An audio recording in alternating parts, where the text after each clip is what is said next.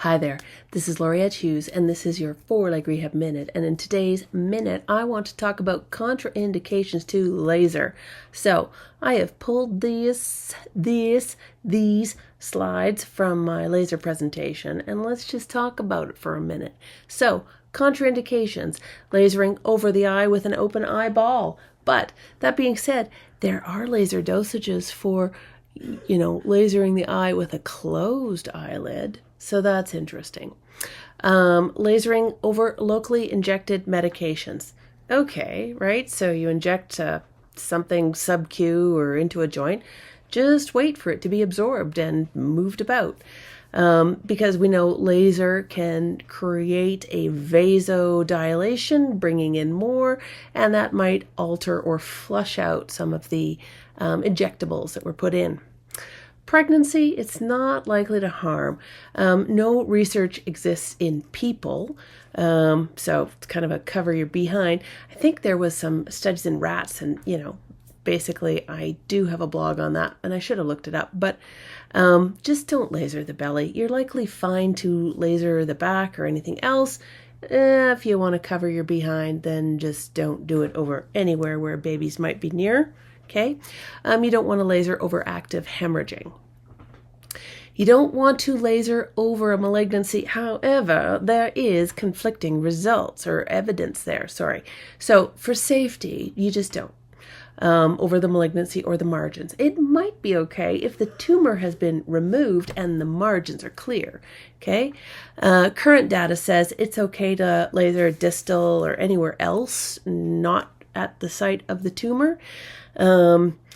However, it is considered to be useful for pain and inflammation in terminal patients, and in such case, really discussing it with the owner is key. And I have done that before, where I am actually lasering at the site of the bone cancer because the owner's like, oh my gosh, I just can't stand seeing him in pain. Will it help with that? Yeah, it likely will. Now, this being said, what's important here is in vitro studies, right? In your test tube, in your petri dish.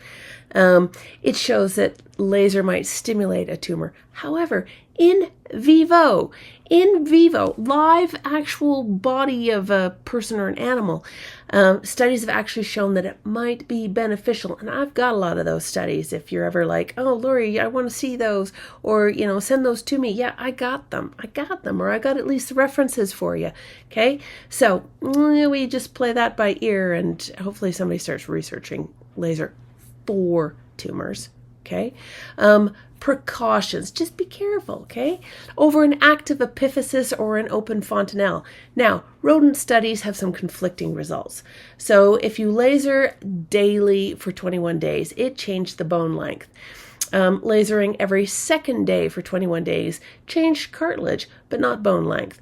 So likely clinically, where you're neither doing daily or every second day, it's quite likely okay. Over the thyroid, super high doses can cause thyroid changes, but therapeutic dose, so 4 joules per centimeter squared, was looked at. It did not.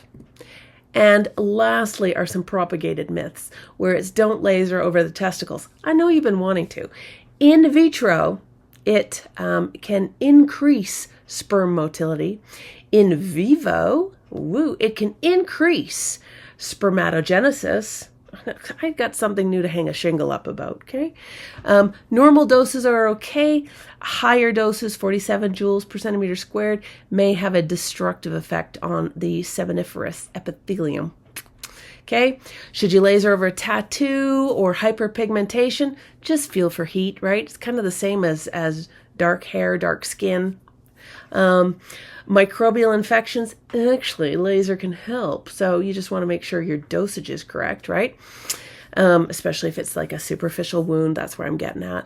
And photosensitizing medications, review paper found, and that's like your doxycycline, stuff like that. No adverse effects. So anyways, there is just a little bit of information thrown out at you. I got a bunch of blogs on that. Do a little search of my blogs. And that's it. Until next time. Cheers.